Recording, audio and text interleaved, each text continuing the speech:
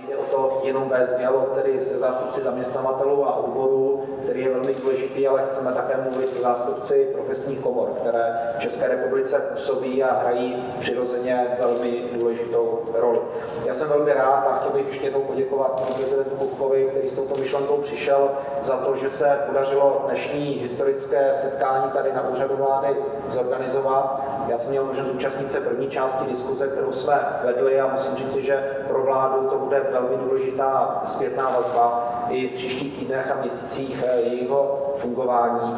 A myslím si, že ta diskuze by měla přispět k tomu, abychom se vzájemně pochopili, abychom si vzájemně porozuměli a abychom společně pracovali na tom, že v naší zemi budou přijímány zákony, které budou fungovat, které nebude potřeba okamžitě po několika týdnech nebo měsících novelizovat, abychom byli schopni fungovat v určité harmonii a v určité kooperaci. Myslím si, že profesní komory hrají významnou roli v naší společnosti. Chci potvrdit, že česká vláda to bude respektovat, a to, že jsme se dnes tady poprvé sešli v tomto širokém formátu na úřadu vlády, beru jako pozitivní signál do budoucna, beru to jako pokračování intenzivní diskuze, která koneckonců byla zahájena také výraznou změnou legislativních pravidel, která je vstřícná vůči profesním komorám, o které určitě podrobněji bude mluvit pan ministr Dienstbier. Jak už nastínil předseda vlády, tak vláda České republiky koncem minulého roku změnila dva důležité dokumenty.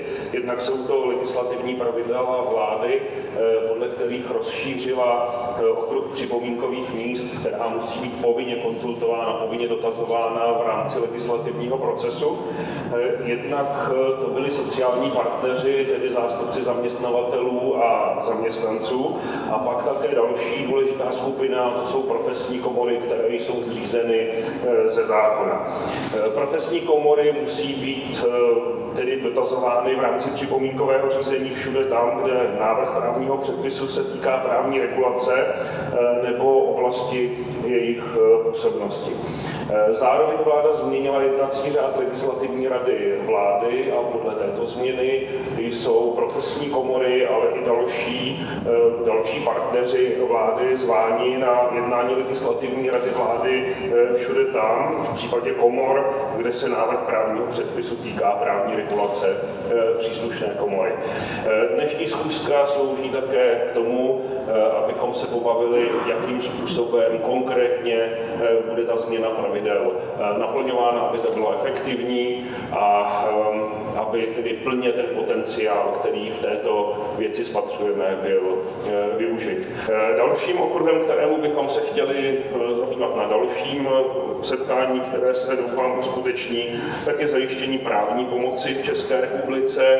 Tady samozřejmě budou dotčeny zejména ty komory, které se v různé míře zabývají poskytováním právní pomoci. Jenom bych chtěl zdůraznit, dámy a pánové, že profesní komory vykonávají určitou samosprávu daného povolání, jsou určitou analogií samospráv místních, protože tak jako občané dané obci lépe se rozhodnou, jestli potřebují novou školu nebo novou kanalizaci, tak i příslušníci daného povolání vědí, jak spravovat svoji profesi lépe než úředníci bez příslušné kvalifikace. My chceme plnit ta očekávání, oprávněná očekávání společnosti, ale pokud je máme plnit, musíme k tomu mít příslušné kompetence a pravomoce.